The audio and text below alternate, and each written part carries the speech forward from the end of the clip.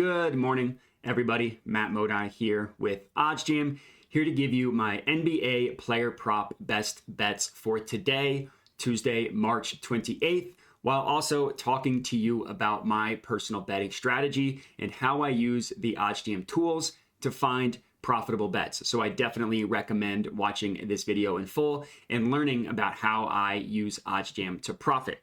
I will admit, these past couple days with the player props has been a little rough.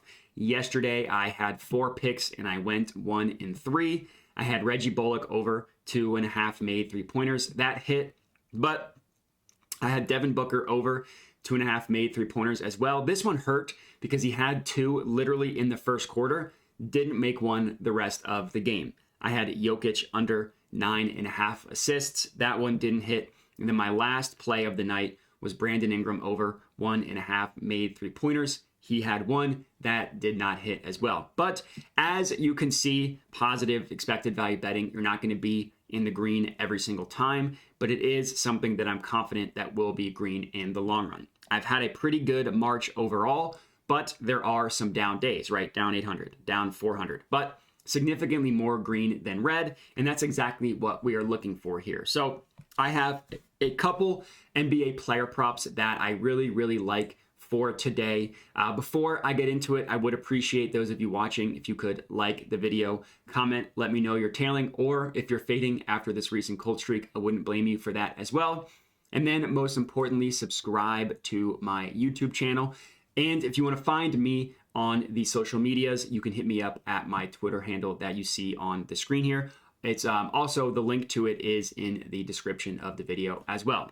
So for these NBA player props, the first play that I found using OddsJam, using the positive expected value page.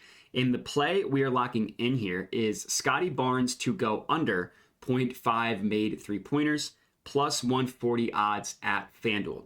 So first, let me teach you a little bit about positive EV betting and what makes this bet even profitable. I won't go too detailed into it because I do have a video on this YouTube channel detailing positive expected value betting in a lot longer detail. I know I said detail like 6 times, but all you really need to know for the purposes of this video is that the profitability is derived from these no vig odds that you see right here. So in this column, we see the plus 136.65. You can view this as the quote-unquote perfect line of what a market should be priced at. The most accurate representation of a line is reflected in these no vig odds here.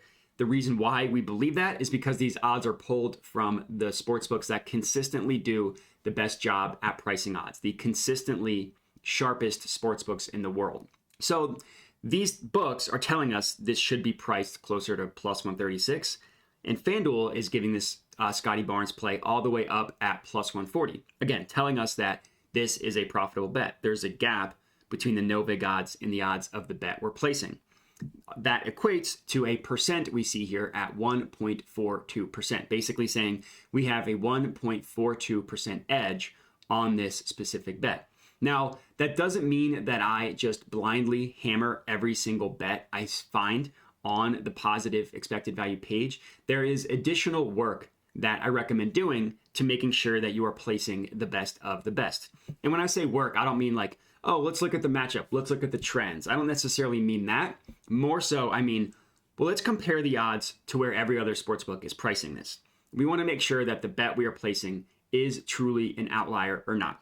Now, it looks to be the case, right? Like if you click a play, it pulls up all of the sports books in where they price odds.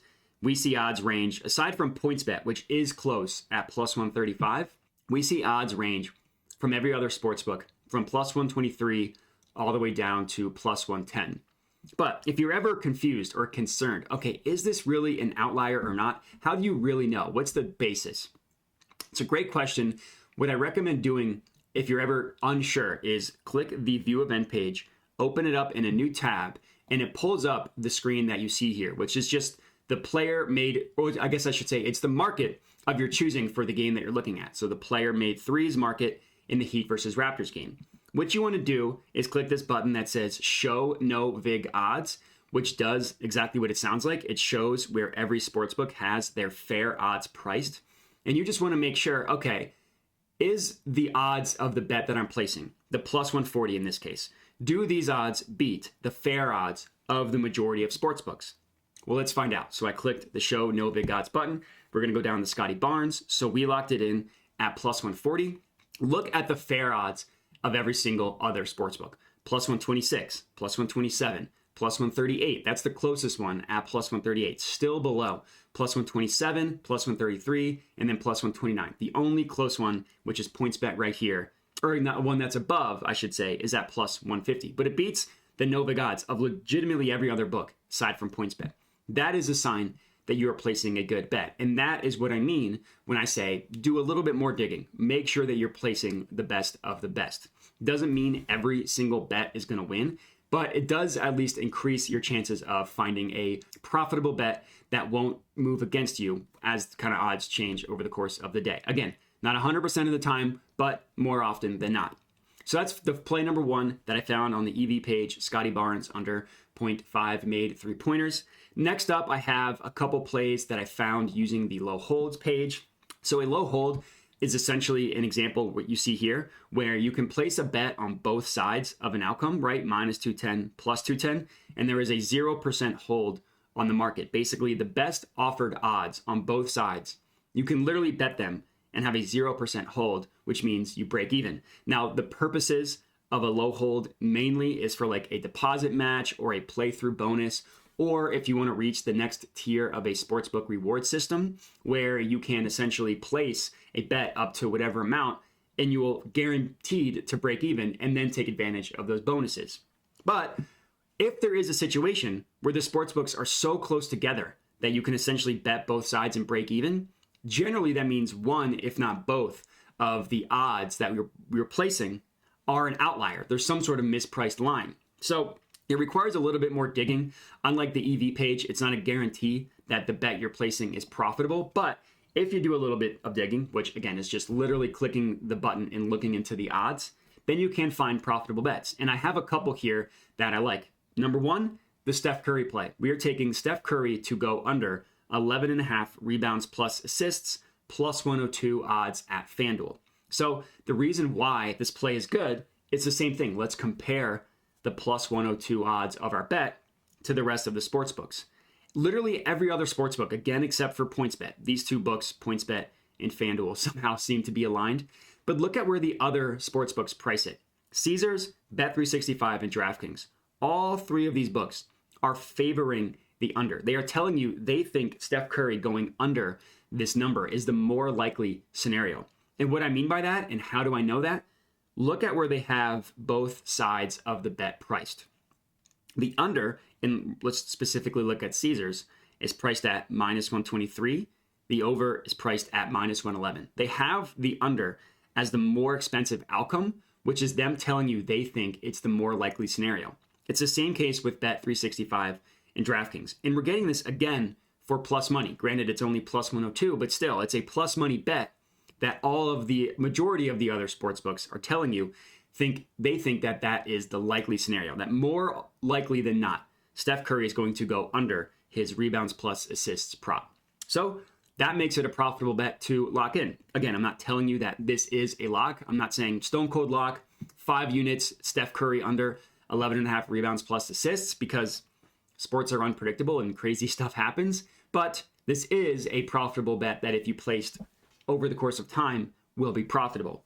So that's play number 2, Steph Curry under 11.5 rebounds plus assists. And then last up, my last play of the night, we're looking at CJ McCollum to go under 2.5 made 3-pointers, plus 122 odds at FanDuel. So it's same thing here where I'm almost guaranteed to get a good price just from looking at the difference between the FanDuel lines and every other book. So we see books, closest book is PointsBet, of course, again, at plus 110.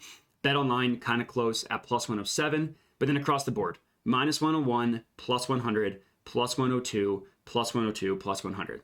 But again, you're unsure. Is this really a profitable bet? Let's find out. View the event page in a new tab. Pulls up this screen that you see here. Show no big odds button is already clicked. So we locked in CJ McCollum under 2.5 at plus 122 odds. Let's compare those plus 122 odds. Beats the no big odds of Caesars, Bet365, DraftKings, BetRivers, BetOnline, Betway, FoxBet, Pinnacle. The only one that it doesn't, of course, is PointsBet. So same thing.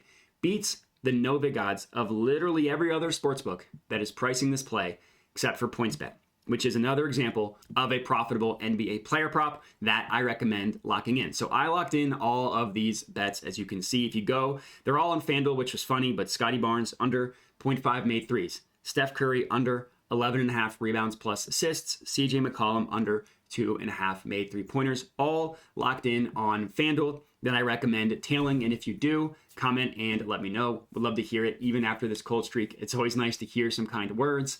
Other than that, remember to subscribe. As I mentioned, hit me up on Twitter, and that's it. So enjoy the games tonight, and have a good one.